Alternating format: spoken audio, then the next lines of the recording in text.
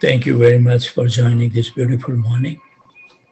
Krishna is so kind to wake us up safe and sound so we can utter His holy name very attentively.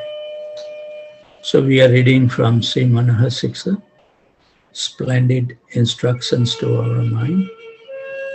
If we can control the mind, our devotional life will become successful. It's essential. So our Acharya is giving the instructions. So we are on the second verse and the commentary by Bhakti Vigyan Goswami Maharaj. For the day, we read about the main principles, 5 of them.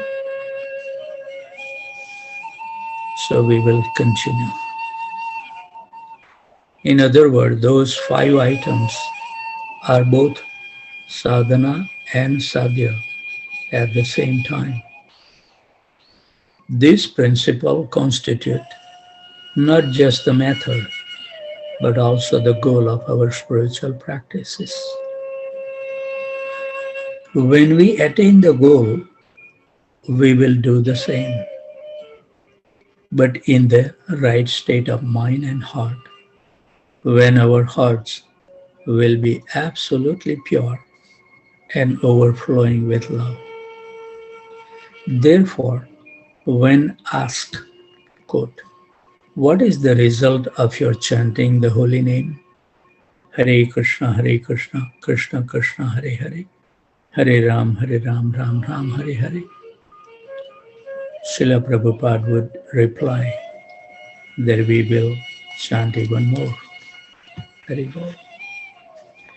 But at the same time, Bhakti Vinod Thakur says that along with these 5 basic principles of bhakti, we must decide what to do with the secondary principles. Some of us choose the options to follow what we want. Others follow all the principles, or others follow only the principles that they have been taught. But Bhakti Vinod Thakur says that from the very beginning, never mind how difficult it may be, and no matter how long it takes, we should try to follow all the secondary principles. From the very beginning, not only should we adopt the basic principles, but also we should study and achieve perfection in the following of all the details. As bhakti develops in our hearts, Bhakti Vinod Thakur explained that we must give up those principles that contradict bhakti.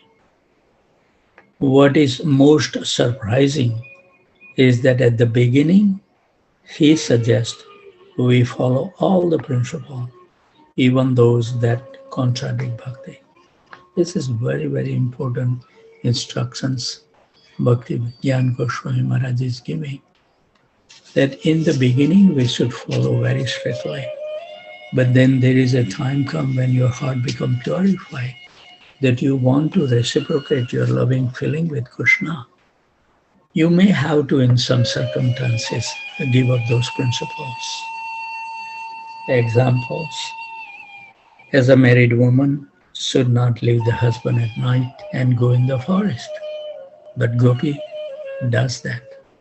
Very elevated position. Don't take it when you are not in immature state. If you do those things, we will fall down. We have to be extremely careful. And we see that other example, that when Krishna has the headache, nobody was willing to give him. He said, just give me the dust from the feet of the devotees and I will cure that headache. Nobody would like to give that dust from their feet so Krishna can put on his head. But when asked to gopis, they said, take it as much as you want, as long as Krishna become free from the headache.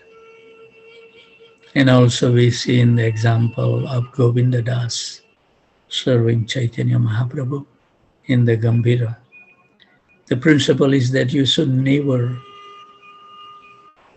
if your spiritual master is sleeping, you should never go over the body of the spiritual master. It's an offense, great offense.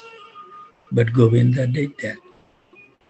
So this is the topic Bhaktivinoda Thakur is going to give us. And in immaturity state, we may see why this is contradictory. But it is not contradictory. As we purified our heart, everything will become clear to us. But in the beginning, at our stage, we should become strict with our sadhana, particularly chanting Hare Krishna Mahamantra. We should never deviate it. And when we chant the Hare Krishna Mahamantra nicely, Prabhupada has given us the answer. The proof of chanting nicely is that you want to chant more. Thank you very much, dear devotees, for joining. Let's give our mind and heart to Krishna and the holy name.